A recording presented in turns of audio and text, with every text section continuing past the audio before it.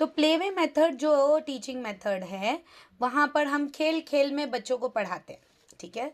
We teach them in the play aspects. अब जैसे कि आपको पता है जो प्ले एस्पेक्ट है यानी प्ले यानी खेलना, तो खेलना जो होता है वो किसके साथ हो रहा है, किसी ह्यूमन बीइंग के साथ हो सकता है या किसी ऑब्जेक्ट के साथ हो सकता है। यस, ठीक है। तो किसी ह्यूमन बीइंग के साथ हो सकता है या किसी ऑब्जेक्ट के साथ हो सकता है, ठीक है। तो ये जो हमारा प्ले एस्पेक्ट है, ये प्ले एस्पेक्ट कैसे और किस प्रकार से होगा, यहाँ पर देखिए, अगर आप देखेंगे तो you can see the 7 types of play.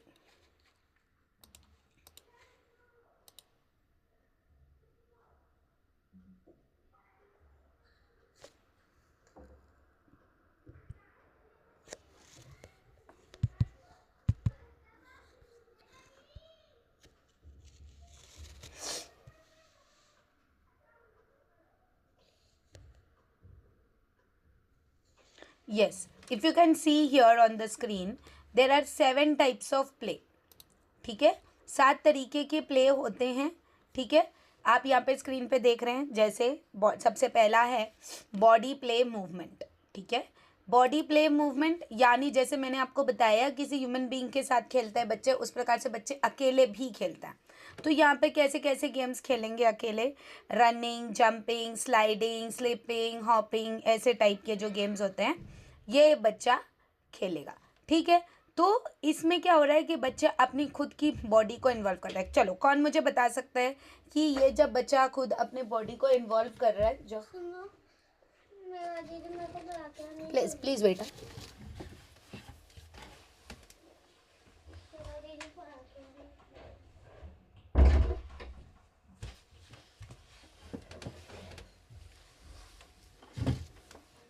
या सो बच्चा जो है ना अपनी खुद की बॉडी को यूज़ करके भी खेलता है, ठीक है ना। रनिंग करेगा, जंपिंग करेगा, तो इसमें कौन से डोमेन अचीव हो रहा है, कौन बताएगा मुझे, which domain is achieved here? Physical domain, physical domain, okay, yes. So next, now second type is object play. अब दूसरा जो ऑब्जेक्ट, जैसे किसी चीज के साथ खेल रहा है बच्चा, then that is what, an object play, ठीक है। तो उसमें जैसे खिलौना दे दिया हमने बच्चों को, कोई सॉफ्ट टॉय दे दिया हमने बच्चों को, तो यानी बच्चा टॉयज के साथ खेल रहा है, ठीक है। तो वो ऑब्जेक्ट प्ले हो गया। Next type of play is social play. Social play का मतलब होता है जहाँ बच्चा सोशली एक्टिव और एनर्जाइज होता है, वो होता है क्या, सोशल प्ले।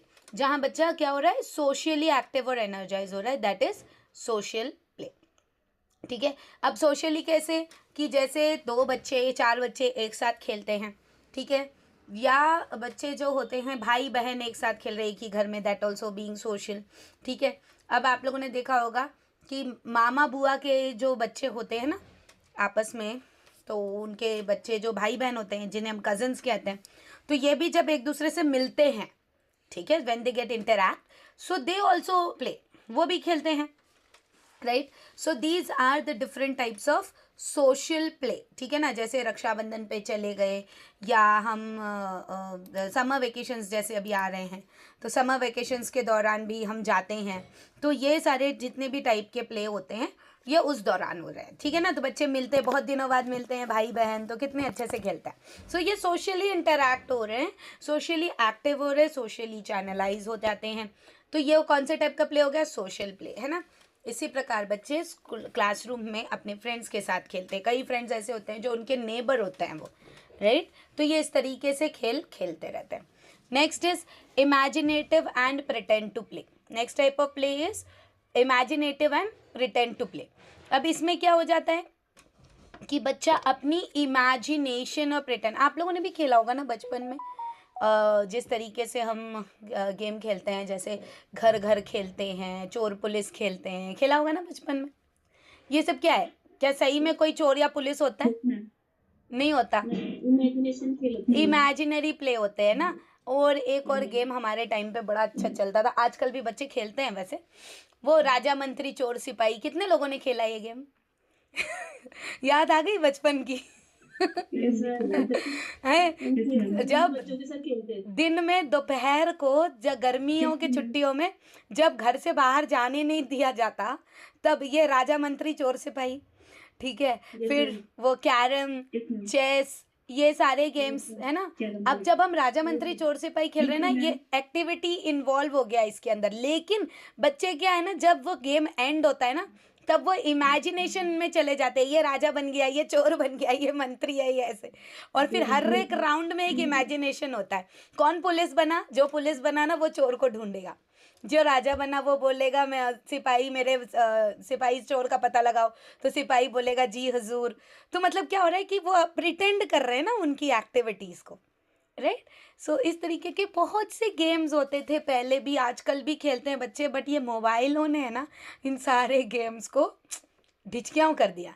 मोबाइल ने बहुत सारी चीज़ों को, घड़ी खा गया मोबाइल, अब तो टीवी भी खा गया। कितने घरों में टीवी नहीं है भाई, इतना बड़ा टीवी खा गया मोबाइल, बताओ। आज मैक्सिमम आप लोग सब तो फौजी हो, आप लोगों को पता है, मैक्सिमम फौजी आजकल तो टीवी लेकर ही नहीं जाते कहीं, जो भी देखना सब अपने अपने फ़ोन सबके पास रहता है। हस्बैंड वहाँ देख लेते हैं, अगर फ्री रहते हैं तो वाइफ घर पे देख ले रही है, और एक फ़ोन और बच्चे को दिला दो, टीवी से सस्ता ढोना नहीं पड़ेगा, वो सामान में लगेज में नहीं जाना पड़ेगा। मैक्सिमम टीवी भी मतलब वो खा गया, अब तो ज़रूरत ही नहीं। और अब तो वो जो चैनल्स जो टीवी में चलते हैं, न्यूज़ वगैरह, वो सब भी फ़ोन पे आने लगे, तो फिर अब ज़रूरत ही क्या है। तो जब गेम्स ही चले गए बच्चों के, एंटरटेनमेंट भी सारा सब एक उंगलियों पे आ गया। मुझे तो लगता है कुछ दिनों में मोबाइल की जगह ना छोटी सी चिप चलेगी, उस चिप में सारा सब देख लो। कुछ नहीं कहा जा सकता, टेक्नोलॉजी कितनी एडवांस होने वाली है। चलिए ठीक है, वो आगे की बातें हैं। तो ये हो गया हमारा imaginary and pretend to play, ठीक। Next, storytelling. Storytelling में क्या होता है कि जो स्टोरीज होती है उसके माध्यम से हम बच्चों को कराते हैं, पढ़ाते हैं। अब इसमें देखो अलग अलग टाइप के, आप कठपुतली से पढ़ा सकते हो, अलग अलग puppets, finger puppets, socks puppet, different types of puppets से आप स्टोरीज बता सकते हो, चार्ट से बता सकते हो। तो ये बच्चों के लिए क्या हो गया, खेल ही हो गया ना। अब जैसे अगर आपने हाथ में हैंड पपेट लेकर आप बच्चे को कुछ करा रहे हो, तो क्या बच्चे को लगेगा मैं पढ़ रहा हूँ, उसको ये लगेगा कि मैम स्टोरी बता रही है खिलौने के साथ में। ज़रूरी नहीं है पपेट्स यूज़ करो, you can use soft toys also, ठीक है ना। आपने अगर सॉफ्ट टॉयज यूज़ किया तो इन सॉफ्ट टॉयज का यूज़ करके भी आप जो हैं इनको स्टोरी बता सकते हो। So what is that, that is a game, that is a play for the child, right. Next type of play is creative play. Creative play ऐसे टाइप का प्ले होता है जहाँ पर क्रिएटिविटी इन्वॉल्व होती है, क्रिएटिविटी एनहांस होती है, ठीक है। सो क्रिएटिविटी यानी अब बच्चे को कंस्ट्रक्टिविज्म सिखाना है, बच्चे को चीज़ें कंस्ट्रक्ट करने के लिए प्रेरित करना है, दैट इज़ व्हाट क्रिएटिविटी, ठीक है। Is it clear to everyone what is creativity. अब जैसे मैंने अगर बच्चे को दे दिए पजल, मैंने एक टाइगर का फोटो लिया है, उसको मैं अलग अलग तरीके से कट कर दे रही हूँ, और बचाए तो पूरा प्रॉपर स्क्वायर शेप में कट कर दूँ, एंड देन उसके अलग अलग पार्ट्स है ऐसा फंबल करके बच्चों को दे दिया। फिर उसके बाद बच्चे को बोला इसमें एक एनिमल निकलने वाला है। अब क्या हुआ, now the child has a mood to create something. कौन सा एनिमल निकलेगा मैम, चलो ठीक है, मैम आपको एक हिंट दे रही हैं, ये एनिमल जंगल में पाया जाता है। जंगल में पाया जाता है तो कोई वाइल्ड एनिमल होगा। फिर बच्चा उसको देखेगा, उसके कभी पूँछ मिलेगी, कहीं मुंह मिलेगा, तो कुछ कुछ इमेजिनेशन उसके दिमाग में आ जाएगा। उन छोटी छोटी इमेजिनेशंस को मर्ज करके मिलाकर बच्चा क्या करेगा, उनके जो गेम्स होते हैं उसको मर्ज करके एक पजल बनाने की कोशिश करेगा, right. Fine, understood everyone. So this is about creative and imaginary play. Next, attunement play. अच्छा आप बताओ, आप लोगों में से कितने लोगों ने वो मूवी देखी है आमिर खान की, बम बम बोले, जिसमें गाना है तारे जमीन पर। हाँ देखिए, है ना। उसमें देखो जब ये गाना बजता है ना बम बम बोले, तो सबसे पहले ना वो फ्लूट बजाते हुए आता है ना। और उससे पहले फ्लूट बजाने से पहले ना एक अजीब तरीके की चीज़ बोलता है, बम चिकी चिकी बम, पता नहीं क्या क्या बोलता है वो, तो लेकिन वो दिखता नहीं है उस समय। और फिर बच्चों के रिएक्शंस कैसे, ऐसे करके वो ढूंढ रहे होते हैं कि आवाज़ कहाँ से आ रही है, right. This type of play, this type of game is called as an attunement play, और इसको हम कहते हैं पीक अ बूबू गेम।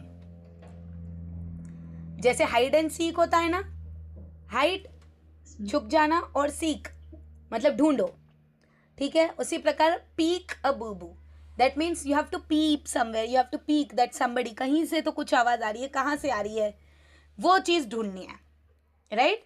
सो ऐसे गेम्स आपने बचपन में भी अपने बच्चों के साथ खेले होंगे ना, पिलो के साथ में। सामने अब मैं पिलो उठाने जा रही थी बट वो काफी दूर हो जाएगा, देखो ऐसे पिलो रख दिया सामने और फिर एक आवाज निकाली, ऐसे खेला होगा ना बच्चों के साथ आपने। We enjoy this type of games, लेकिन हमसे ज़्यादा कौन एंजॉय करता है? बच्चे ना।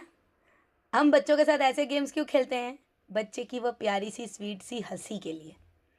जब आप बच्चे के साथ इस तरीके के गेम खेलते हो ना, बच्चा कितना अच्छा सा खिलखिला के हंसता है ना कि एकदम दुखी से दुखी व्यक्ति भी खुश हो जाता है, उसकी जो बच्चे की हंसी रहती है, राइट। उस टाइप के गेम्स अगर आप क्लासरूम में खेलते हो तो बच्चा वैसा ही और उसी प्रकार से हंसता है, ठीक है, वैसा ही क्यूट स्माइल देता है and the child becomes happy. और अगर ऐसे गेम्स अगर आप अपने क्लासरूम में खेलो, ठीक है, तो ये चीज़ है ना आपके नेक्स्ट प्रैक्टिकल में आएगी, जिसे हम जादुई पिटारा कहते हैं। तो नेक्स्ट अगर सेकेंड ईयर कंटिन्यू हो रहा है आपका तो उसमें ये चीज़ आएगी। ये ना पीक करना है बच्चे को कि इसके अंदर से क्या निकलेगा, right? There's a peekaboo, jadoo, ooh, something is coming out. So these type of games we can play with the child. जब बच्चे को ट्यूनिंग कर कर हम कोई चीज़ सिखाते हैं, मतलब उनकी ट्यून्स जो है उसको एक्टिव और एनर्जाइज करना होता है. So these type of games are there. So here we end up with the playway method. ठीक है.